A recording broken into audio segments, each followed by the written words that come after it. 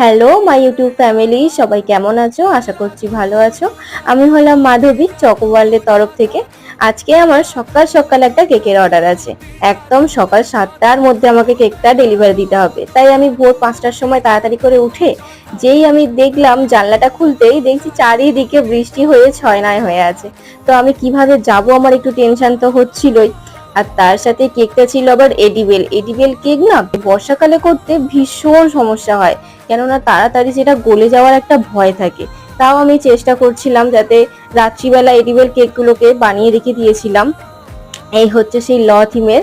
আর তার সাথে আমি ক্রিমের কাজ আমি রাত্রিবেলাই করে রেখেছিলাম, ফাইনাল খালি কাজ করেছি আমি ভোরবেলা, কেননা ছেলেটাকে আবার স্কুলে দিতে যেতে হবে যে আমাকে 6:30টার মধ্যে।